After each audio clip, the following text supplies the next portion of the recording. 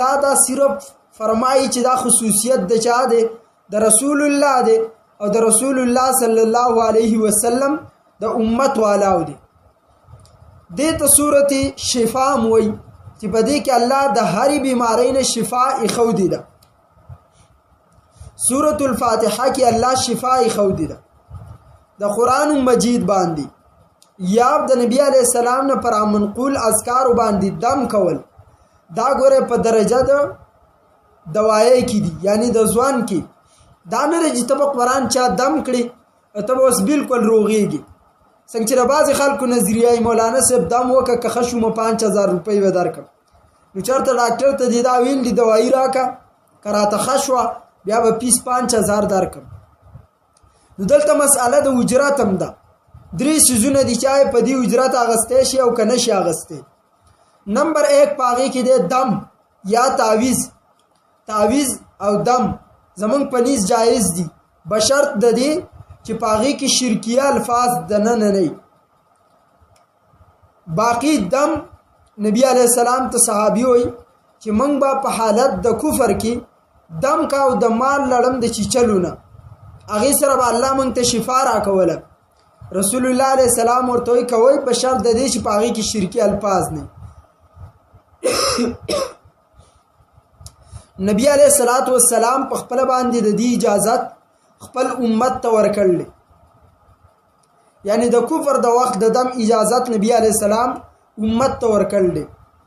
بیا د نبی علیہ السلام د صحابه یو ټوله روان دي چې پاغي کې حضرت جابر هم دي داسې په یو کلی باندې تیریدنه کیدا شپه پیراله دی ورته چې موږ ته خوراک راکې، موږ خوراک وکړو د شپې د پر راته زی راکې.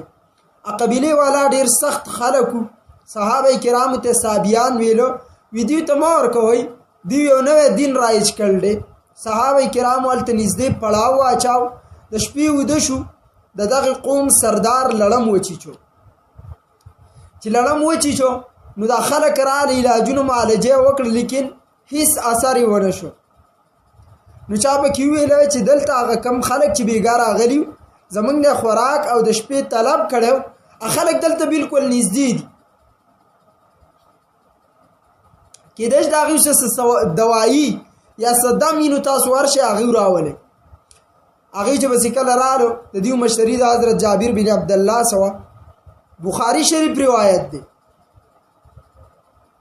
او امام بخاری په کتاب الاجاره کې را نقل کړل، یعنی اجرت علی الدین په دینی کار باندې ته اجرت اغسته شي کنه شي اغسته. اچ ورته کله را جابر رضی الله تعالی عنہ ورته فرمایي چې جی ها دم به مونږ وکړو خو په دې شرط سره چې تاسو مونږ ته درې غړان راکوي بيزي درې بيزي والا یا سره روایتو کې زیات راغلي دي مختلف خو زت مثال وایم چې شل بيزي شو دیرش بيزي دیرشو بيزوله ته په 20000 کې ضرب ورکا نو دا 3 लाख روپے راځي چې په 20000 یو بيزا شي. حالانکه د دې وخت مطابق یو بيزا چې لوکې چې ده دا 40000 نه کم نه دي. هغه ورته ویل جی ټیک د دې دم وکړو. یا په صحابه کرام کې اختلاف پیدا شو، سوي چې د دې دا اجرت حلال له سوي چې دا جایز نه ده.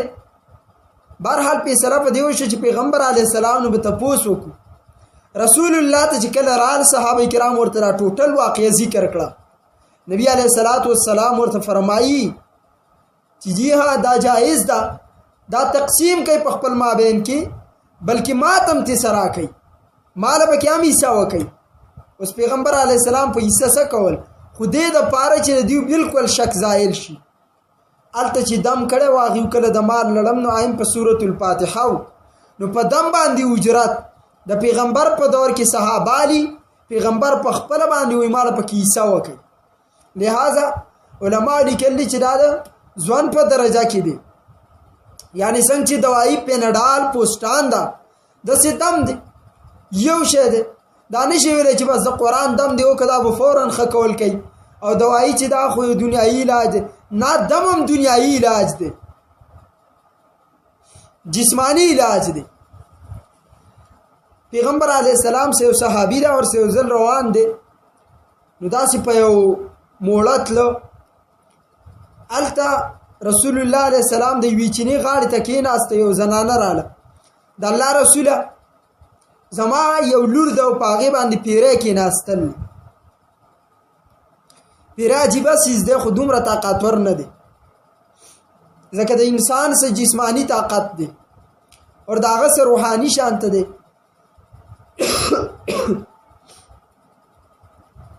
پیغمبر علیه السلام ته ماشوم راوړو، نو نبی علیه السلام چرته ته دمې پکاو، بیا یې داسې ونیو ګزارې ورته داسې ورکړو، یا عدو الله اخرج، د الله دشمنه د دې ماشومې نه وځه.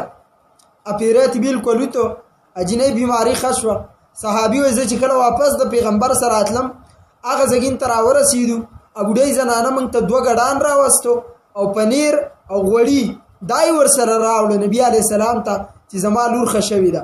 نو پیغمبر علیه السلام پنیر او غوړي واغسته او یو ګډ او دا یو ورته واپس ورکه، کېدای شي د دې غربت چې په خپل کار یې راولي. نبي علیه السلام په خپله په دم باندې اجرت اغستی دی. دغه شانته اجرت علی الدرس په دې باندې علماء لګول دي. تمام علما په متفق دي د دې وخت مطابق چې په درس یا امامت په دې اجرت اغستل جایز دي. ولی کله عالم چرته دنیایي کار کې مشغول شي نو بیا د دین هغه تعلیم پاتې کیږي او په یو کلی کې په یو بل پسې وروسته خلک به بانی ګوري. لکه علما لیکلي که دا قبله الله یو نوی ګرځولي. تاسو به زمونږ دا مساجد لیدلی وي، په دې کې به چا شمال ته مخ کولی، چا به جنوب ته مخ کولی، چا به مشرق ته او چا به مغرب ته. د یو بل سره دشمنۍ د وجې نه د قشانته امام خلک په دې وجه نیسي چې د ټولو په اتفاقي، نو هغه امام ستا لپاره 5 وخته حاضر دی. او دویمه وجه پکې دا ده چې د جمعې په ورځ کوم مخکې خطاب کیږي، دغه خطاب په دې باندې اهل علاقه ټول متفقي، اب کې د وخت د ضرورت مسائل وي اور